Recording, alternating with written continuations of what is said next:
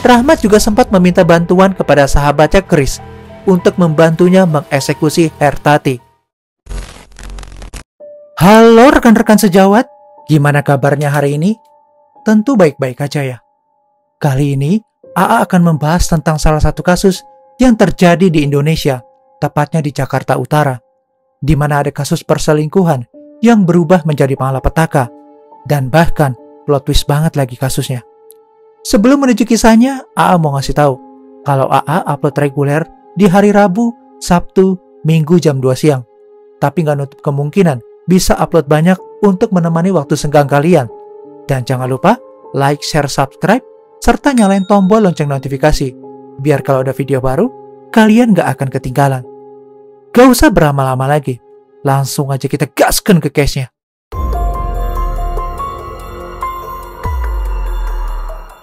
Kasus ini terjadi udah cukup lama, yakni pada tahun 2011 lalu, dan dilatar belakangi oleh perselingkuhan, pengkhianatan, dan rasa nggak mau bertanggung jawab.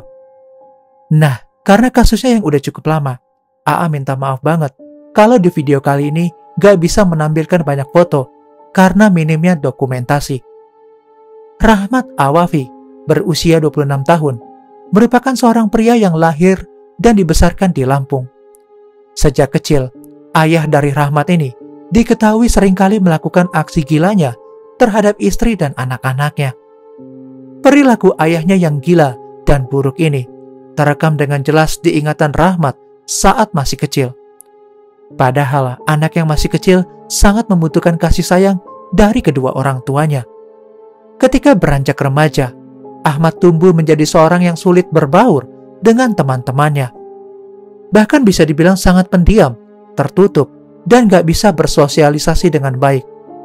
Ketika duduk di bangku SMP, Rahmat ini sering menghabiskan waktunya hanya untuk duduk di depan komputer sambil bermain game ataupun menonton film dewasa.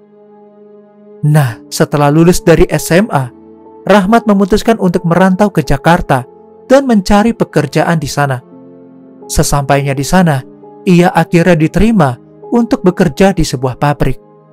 Namun sayangnya, Rahmat ini masih kecanduan video dewasa dan berlanjut. Bahkan setiap akan berangkat kerja, ia selalu menyempatkan diri untuk menonton film dewasa melalui handphonenya terlebih dahulu. Pada tahun 2009, beberapa minggu sebelum Rahmat berangkat merantau ke Jakarta, ia sempat berkenalan dengan seorang wanita yang jauh lebih tua darinya, bernama Hertati, berusia 35 tahun di kampung halamannya di Lampung. Perkenalannya dengan Hertati ini ternyata berhasil membuat Rahmat jatuh cinta.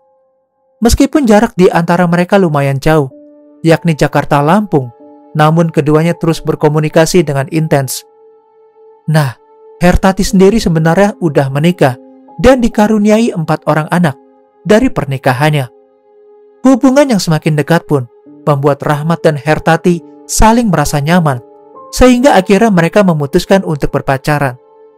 Rahmat sendiri sebenarnya mengetahui jika Hertati telah memiliki suami dan 4 orang anak. Namun karena rasa cintanya yang besar, ia nggak mempermasalahkan soal status tersebut. Hubungan jarak jauh juga nggak menjadi masalah bagi keduanya, sehingga hubungan mereka pun berlangsung selama bertahun-tahun. Sementara itu lur, menurut sepengetahuan Rahmat di Lampung, hubungan rumah tangga Hertati dengan suaminya nggak selalu berjalan dengan mulus. Padahal keduanya ini udah menikah sejak tahun 1993. Beberapa bulan sebelum tragedi berdarah ini terjadi, atau lebih tepatnya pada bulan Agustus 2011, Hertati berpamitan kepada suaminya jika dirinya akan menjenguk keluarganya yang berada di Lampung Timur. Nggak merasa curiga, suaminya pun mengizinkan Hertati untuk berangkat. Saat itu Hertati juga membawa anaknya yang bernama Erianti Sari, berusia 6 tahun, untuk mengunjungi sanak keluarga di Lampung Timur. Namun setelah urusan tersebut selesai, Hertati ternyata nggak langsung pulang ke rumah suaminya. Saat itu ia malah kabur ke Jakarta dan membawa serta anaknya guna bertemu dengan sang kekasih hati, Rahmat Awafi. Hertati yang sangat mencintai kekasih gelapnya tersebut nekat kabur ke sana setelah dijanjikan akan dicarikan pekerjaan ketika ia sampai di Jakarta nanti. Sesampainya di Jakarta, ia dan anaknya mengontrak di sebuah rumah di daerah Sukapura, Jakarta Timur. Kepindahan Hertati dari Lampung ke Jakarta ini membuat hubungan percintaan di antara keduanya semakin dekat. Mereka bahkan seringkali melakukan hubungan dewasa selayaknya suami istri yang sah. Meskipun gak tinggal satu atap, Rahmat kerap kali berkunjung ke rumah Hertati untuk sekedar mampir ataupun meminta berhubungan badan. Setelah 2 bulan menjalani kehidupan bersama dengan kekasih gelapnya, Hertati pun akhirnya memberitahukan kepada Rahmat jika dirinya sedang hamil dari buah cinta mereka. Saat itu ia meminta kepada kekasih gelapnya untuk segera menikahinya. Namun Rahmat malah gak mau menikahi Hertati dengan berbagai alasan. Ternyata ya lur, Rahmat sendiri sebenarnya udah memiliki seorang pacar yang gak disebutkan namanya. Dan di saat yang sama, pacar Rahmat juga sedang hamil serta meminta pertanggungjawabannya. Rahmat pun menjadi semakin pusing ketika Hertati terus-menerus meminta untuk segera dinikahi. 2 minggu sebelum tragedi berdarah ini terjadi, Rahmat sempat curhat kepada salah satu temannya jika dirinya ingin menghabisi Hertati. Rahmat juga sempat meminta bantuan kepada sahabatnya Chris untuk membantunya mengeksekusi Hertati. Dan saat itu nih lur, Chris mengiyakan permintaan tersebut. Pada tanggal 13 Oktober 2011 malam hari, Rahmat yang sedang berada di rumah kontrakannya di daerah Tugu Selatan Koja, Jakarta Utara, menghubungi Chris dan memintanya untuk datang segera ke rumah kontrakan Hertati. Ia meminta Chris untuk mengambil surat keterangan sakit dari dokter karena dirinya berencana untuk gak masuk kerja keesokan harinya. Saat itu, Rahmat sedang berada di rumah kontrakan Hertati di daerah Sukapura, Jakarta Utara dengan alasan bahwa dirinya sangat ingin dimanjakan oleh Hertati. Namun karena anaknya Hertati belum tidur, niatan tersebut pun dibatalkan. Sembari menunggu kedatangan Chris, merasa ada kesempatannya, Hertati pun mulai membahas masalah kehamilannya. Namun hasilnya mereka berdua malah terlibat dalam sebuah pertengkaran. Gak lama kemudian, Chris pun sampai di sana. Melihat sahabatnya telah tiba, Rahmat meminta Chris untuk membawa Erianti Sari keluar sebentar, sementara dirinya dan Hertati melakukan hubungan badan di dalam kontrakan tersebut. Setelah selesai memuaskan hasrat nafsunya, ketika Hertati sedang mengenakan pakaian, Rahmat tiba-tiba langsung di dapur dan mengambil sebilah pisau dapur. Setelah itu di saat Hertati lengah, ia langsung menusukkan pisaunya ke bagian perut Hertati sebanyak 2 kali. Hertati yang kaget tiba-tiba diserang oleh kekasih gelapnya itu, langsung berteriak untuk meminta tolong.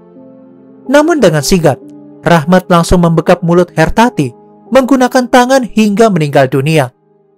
Mendengar teriakan ibunya, Erianti Sari, anak dari Hertati, langsung masuk ke dalam rumah diikuti oleh Chris. Dan alangkah terkejutnya dia ketika mendapati ibunya udah bersimbah darah. Rahmat kemudian menyuruh Chris untuk memegang Erianti Sari dan membekap mulutnya. Setelah itu ia langsung merebut anak Hertati dari Chris dan menyuruh Chris untuk menunggu di luar. Di dalam rumah kontrakan tersebut, Rahmat membekap mulut Erianti Sari hingga kehabisan nafas dan mati lemas. Kekejamannya gak hanya sampai di situ aja nih lur. Ia kemudian juga menyetubuhi jasad Erianti Sari. Nah, setelah puas, Rahmat membopong tubuh mungil anak dari Hertati ke dalam dapur. Setelah itu ia sempat mengambil bensin di motornya yang berada di luar rumah dan meminta Chris untuk berjaga-jaga serta memantau keadaan. Rahmat kemudian menyiramkan bensin itu ke tubuh Erianti Sari dan membakarnya. Setelah berhasil melakukan aksinya, ia segera menyiram kobaran api tersebut agar gak meluas kemana-mana. Selanjutnya, Rahmat segera membersihkan lokasi dan mengemas kedua korban. Korban pertama yakni Hertati dibungkus ke dalam kardus televisi, sedangkan korban kedua Erianti Sari dimasukkan ke dalam koper berwarna ungu. Untuk mengelabui penyelidikan, Rahmat memasukkan 3 lembar foto laki-laki yang ada di dalam kardus TV. Sedangkan koper berisi mayat Erianti dibubuhi sebuah kartu nama yang bertuliskan Syarifuddin, seorang sales peralatan elektronik di Kelapa Gading, Jakarta Utara. Barulah setelah selesai memasukkan jasad keduanya, Rahmat meminta Kris untuk pulang. Pada tanggal 14 Oktober 2011, sekitar jam 12 dini hari, Rahmat berangkat untuk membuang kardus berisi mayat Hertati di Jalan Kurnia, Gang D, Koja, Jakarta Utara. Namun sebelum sampai di lokasi pembuangan, Rahmat sempat terekam kamera CCTV yang berada di Bank BNI, kawasan Koja, Jakarta Utara. Sesampainya di lokasi, ia langsung meletakkan kardus berisi mayat Hertati di pinggir gang yang hanya memiliki lebar sekitar 2 meter aja. Beberapa jam kemudian, atau tepatnya pada tanggal 14 Oktober 2011, sekitar jam 3 sore, seorang warga yang kebetulan sedang melintas merasa curiga dengan kardus yang tergeletak begitu aja di area gang tersebut. Dan ketika kardus tersebut dibuka, alangkah terkejutnya ketika mendapati seorang wanita itu udah meringkuk di dalamnya. Ia pun segera meminta tolong kepada warga sekitar dan segera melaporkan penemuan tersebut ke pihak kepolisian terdekat. Pihak kepolisian yang mendapatkan laporan tersebut pun segera mendatangi lokasi dan mengevakuasi tubuh tersebut ke Rumah Sakit Kramat Jati, Jakarta Timur untuk dilakukan otopsi. Di sisi lain nih Lur, keesokan harinya, atau tepatnya pada tanggal 15 Oktober 2011 pagi hari, Rahmat kembali ke rumah kontrakan milik Hertati dan langsung membawa koper berisi mayat Erianti untuk dibuang di kawasan Cakung, Jakarta Timur. Setelah itu Rahmat langsung pulang ke rumah kontrakannya.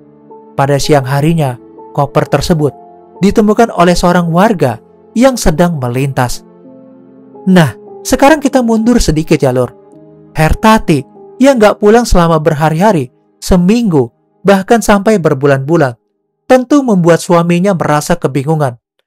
Padahal menurut pengakuan suaminya, Hertati selalu diperlakukan dengan baik.